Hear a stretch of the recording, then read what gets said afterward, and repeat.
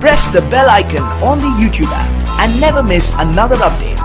Israeli Prime Minister Benjamin Netanyahu has begun a 6-day visit to India to boost trade ties and discuss New Delhi's decision to scrap a defence deal.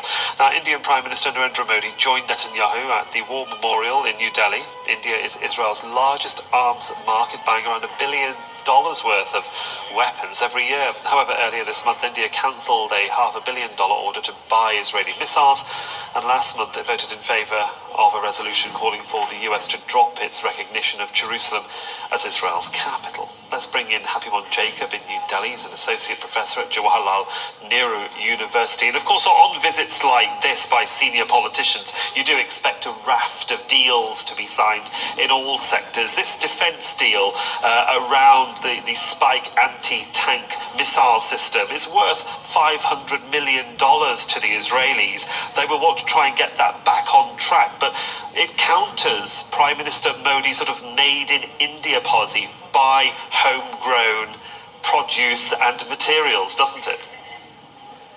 That is true. I think there is a large focus on make in India and producing defense systems within India.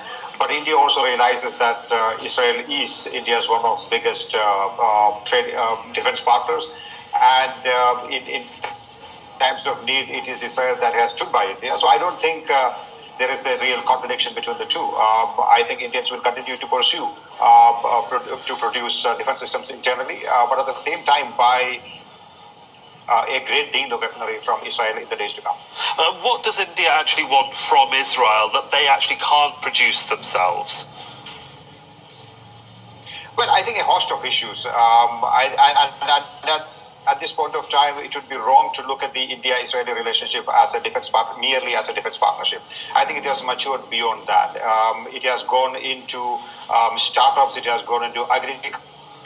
We are negotiating a free trade agreement with Israel, water purification, agriculture. So you're looking at a host of issues. In fact, 100 almost represent of almost 100 companies are accompanying Mr. Netanyahu this time, and there will be a meeting of CEOs. So I don't think it is just the defense partnership at this point of time.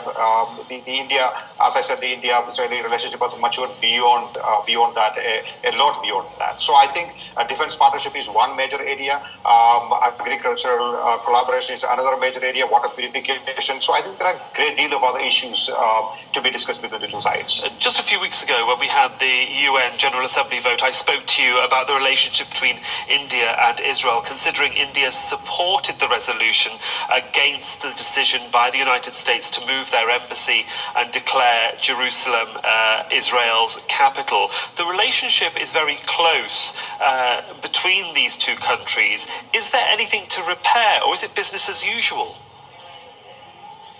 I don't think there is much of a problem at this point of time, despite the, say, problems between the two sides, small problems, or irritants, as I might call them. For instance, India, as you rightly pointed out, voted against Israel in the UN. Israel has very close relationship with the Chinese, for instance. That doesn't seem to have bothered the Indian side.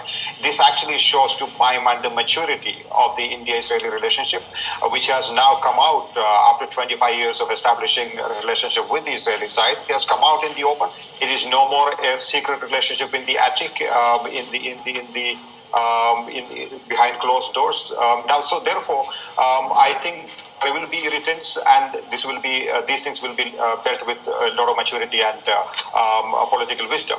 So I don't think there is something that India or Israel should be worried about because of these issues coming in the way.